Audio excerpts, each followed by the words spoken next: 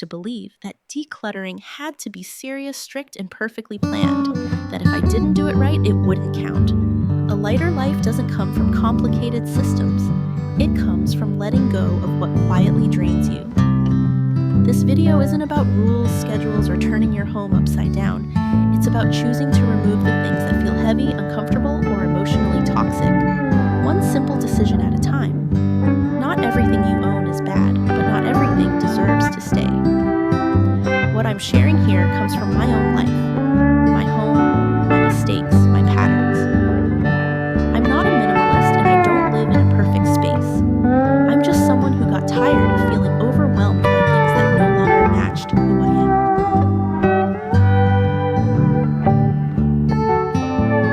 To begin, I want to start with the 3-container setup. The simple way I always use to begin cleaning without overthinking. I don't start cleaning with motivation or a plan. I start with 3 things. That's it. A trash bag, a donate box, and a small basket. No labels, no categories, no rules to remember. The trash bag is for decisions I don't want to debate.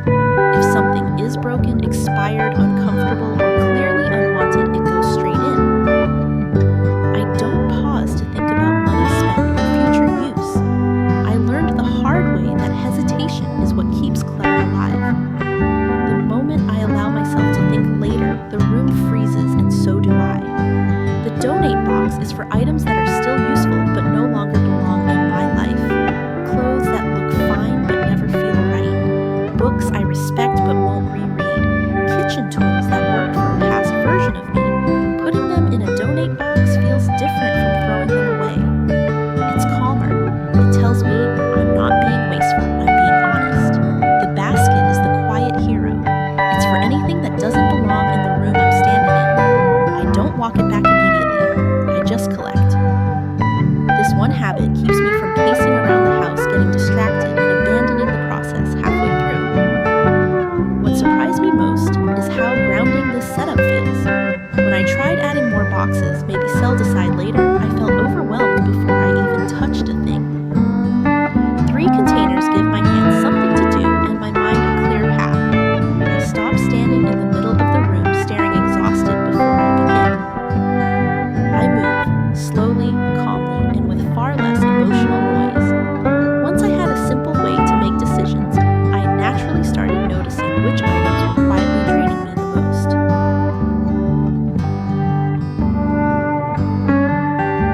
Next, let's talk about uncomfortable clothes. I pay attention to how my body reacts the moment I put something on. That reaction tells me more than any organizing rule ever could. If I pull at the fabric, adjust the neckline, or instinctively cover my stomach, I already have my answer. I take it off and let it go. I kept clothes that technically worked. They fit. They were appropriate. Some were even expensive. But every morning, reaching for them felt heavy. I would stand in front of the mirror, negotiating with myself, telling myself to lose weight, to stand straighter, to be less sensitive. The clothes were wearable, but they asked too much from me. What I noticed over time was how personal this kind of clutter is. These pieces didn't just take up space in my closet, they took up space in my head. Every time I wore them, I blamed myself for not looking the way I thought I should. Getting dressed became an emotional task instead of a simple one. Letting those clothes go didn't require a dramatic purge. I removed them one by one, usually right after wearing them. If something made me feel small, tense, or self-conscious, it didn't deserve another chance. I stopped keeping things just because they were new or costly. The money was already spent. Keeping them only extended the discomfort. My closet became quieter after that. Fewer choices, but better ones. Mornings became faster, lighter. I no longer start my day apologizing to myself in the mirror. That more than a full wardrobe feels like enough. After my closet felt lighter, I realized the same emotional weight was hiding in much smaller everyday items.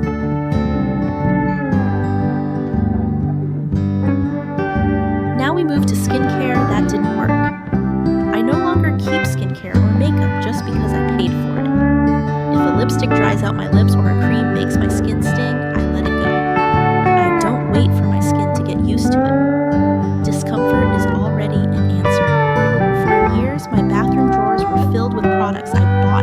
watching reviews or reading promises. I tried them once or twice, then quietly pushed them to the back. Every time I opened the drawer, I felt a small wave of guilt. Not because the products were bad, but because I had spent money and failed to love them.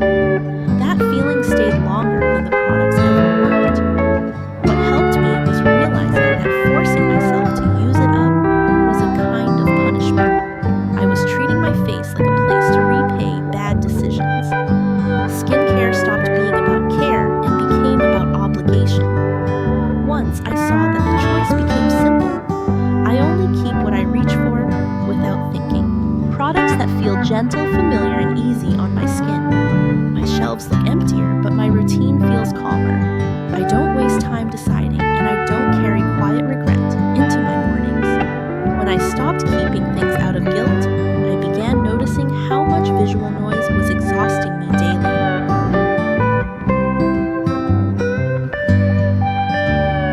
At this point, we come to the hidden fatigue of temporary. The kitchen counter, the entryway table, the corner of my desk. These are not storage areas, but they quietly become one. Most of the items there were never meant to stay.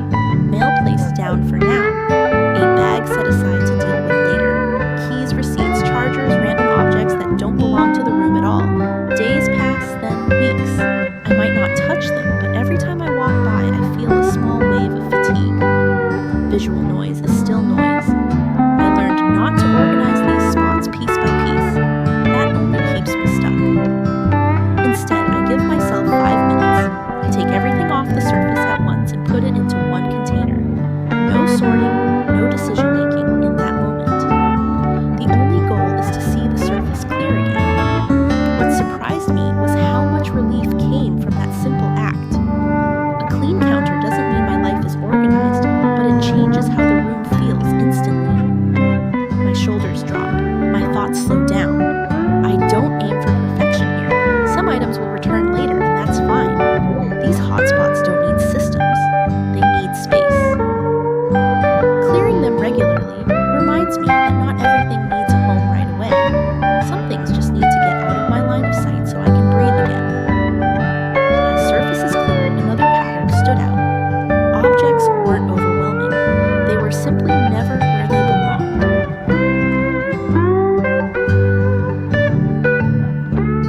Next up is items in the wrong room, objects that seem harmless but slowly make the whole house feel unsettled. I don't try to put things back where they belong while I'm cleaning.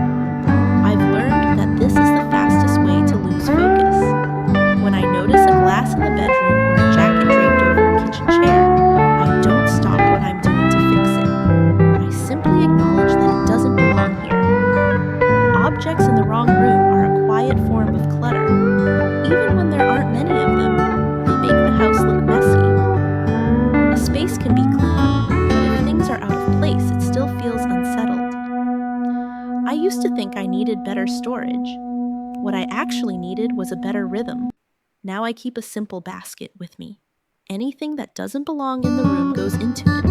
No decisions, no walking across the house, no distractions. This small change keeps my energy where it matters. I stay present in the room instead of bouncing from task to task and never finishing anything. At the end of my cleaning session, I take the basket and walk through the house once. I return each item to its proper place calmly without rushing. It feels contained and complete, not chaotic. What surprised me most is how much lighter cleaning feels this way. I'm no longer exhausted from unnecessary movement or constant context switching. The house looks more put together, not because I worked harder, but because I worked more deliberately. Even with better flow, some items still stopped me completely. Not because they were many, but because I didn't know what they were.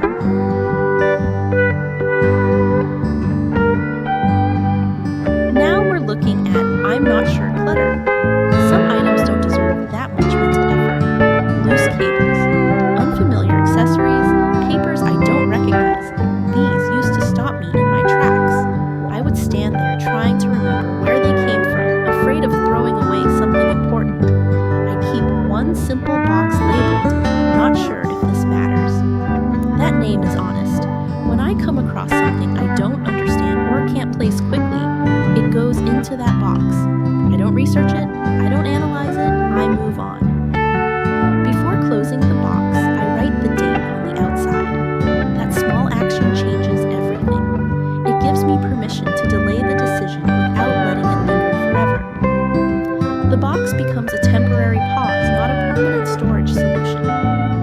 I've noticed is that truly important things have a way of coming back into my life. If I need a cable, I will look for it. If a document matters, I'll remember it. When 30 or 60 days pass and I haven't opened the box once the message is clear, I let the entire box go without reopening it. This approach removed a lot of quiet stress from my home. I no longer feel pressure to make perfect decisions while cleaning. I don't argue with myself over every object. By allowing uncertainty to exist in one contained place, I protect my energy. Letting go becomes easier when I stop demanding immediate certainty from myself. And tomorrow I will share a different way to declutter faster by using one clear decision shortcut instead of overthinking every item. Don't miss it. If clutter slows you down, this is a rule you'll actually need and use. Letting uncertainty exist helped me notice something heavier than confusion.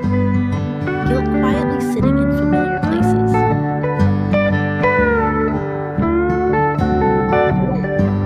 At this stage, let's talk about the toys that carried guilt. I didn't realize how much guilt was stored in my home until I looked at my child's toys. Not the broken ones, but the expensive, well-intended ones that were barely touched. Educational sets, thoughtful gifts items I bought believing they would make me a better mother. Every time I saw them sitting unused, a quiet voice followed. We should use that more. I should encourage them. I shouldn't have wasted the money.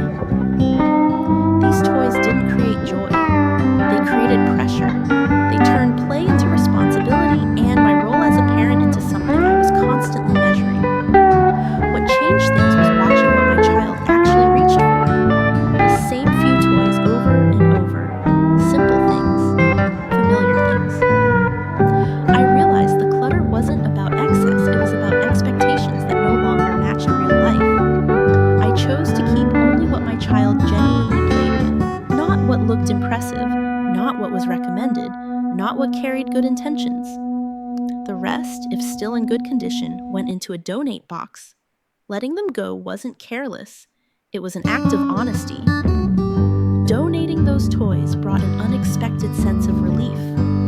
I wasn't failing as a mother by releasing them. I was freeing both of us from unnecessary pressure. My home became lighter and so did my thoughts. I stopped feeling watched by objects that reminded me of who I thought I should be. Parenthood is heavy enough. I no longer let unused toys carry guilt in my living space. Parental guilt wasn't the only kind I was carrying. Regret over money showed up just as loudly.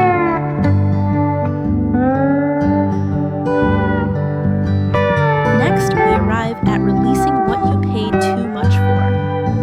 I used to believe that expensive items deserved to stay even when I never used them. A designer bag sitting untouched in the closet. A kitchen appliance bought with excitement still in its box.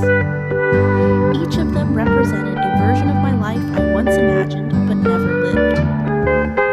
Every time I saw these things, I felt a sharp sense of regret. Not because I wanted to use them, but because I remembered the money I spent. I told myself that keeping them was a way to honor that cost. In reality, it only reopened the wound. The money was already gone. Keeping the item just made me relive the mistake again and again. What helped me move forward was a simple shift in thinking. I stopped asking, how much did this cost? And started asking, what does this do to me now? The answer was often clear. These items didn't inspire me, they weighed me down. I began letting them go in practical ways. Some I sold not to recover the full value, but to close the chapter. Some I donated knowing they could serve someone else better. Others I gave to friends or family who would actually enjoy them. Each option felt lighter than leaving them untouched. I no longer keep objects just to remind myself of poor decisions. I don't need physical proof of past mistakes to learn from them.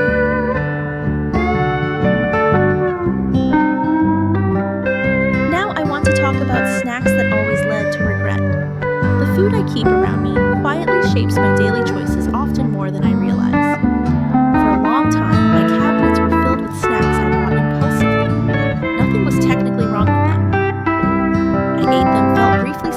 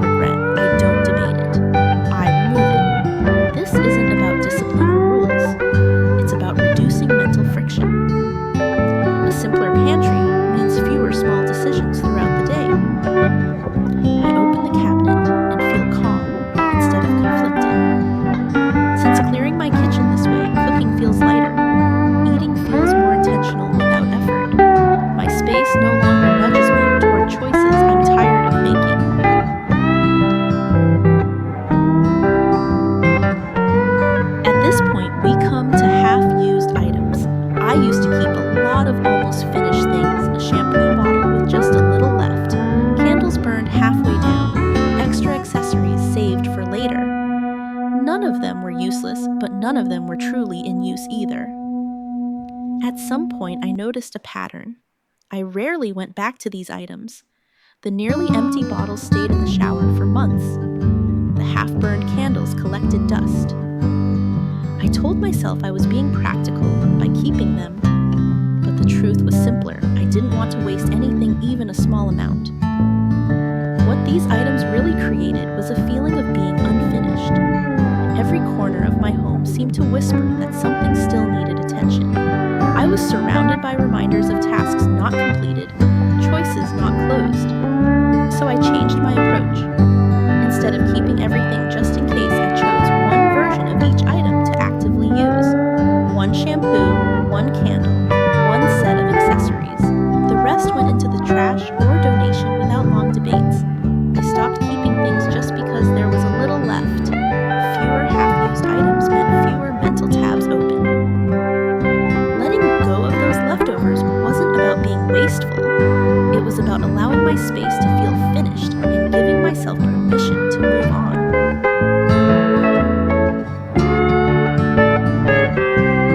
Next is items that kept asking for attention.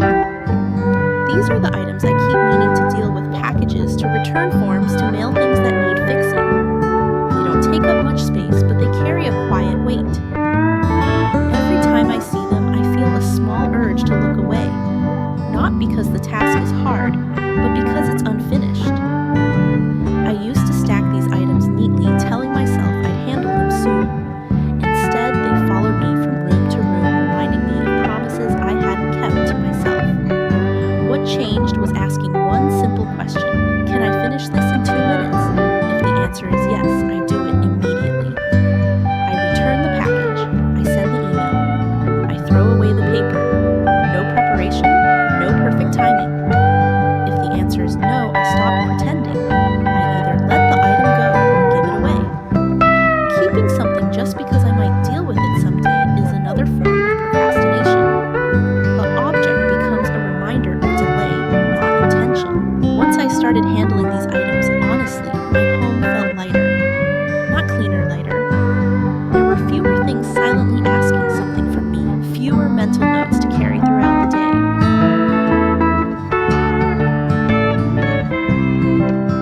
Finally, we end with projects meant for someday. I used to surround myself with projects that were meant for someday. A lamp waiting to be fixed. Craft supplies for a hobby I planned to start. Boxes labeled with good intentions, not real progress. At first, these things felt hopeful. They represented plans, energy, and a better version of me. But as time passed, they became heavy. Months went by without any movement. Every time I saw them, I felt a quiet pressure to become someone I clearly wasn't being right now. I stopped asking whether I wanted to do these projects and asked a more honest question. Have I worked on this in the last 6 months, not thought about it, not felt guilty about it, actually touched it? If the answer was no, I let it go. Some items I donated, others I threw away without ceremony. I didn't keep them as reminders of unfinished potential. I accepted that this season of my life looked different from what I once imagined. What I chose to keep were the projects already in motion. The ones I was actively using, even slowly, those deserved space. Everything else was just clutter, dressed up as intention. Once I cleared the someday items, my home felt more honest. It reflected who I am now, not who I keep promising to become. Letting go didn't mean giving up. It meant giving myself permission to live without constant pressure from unfinished dreams.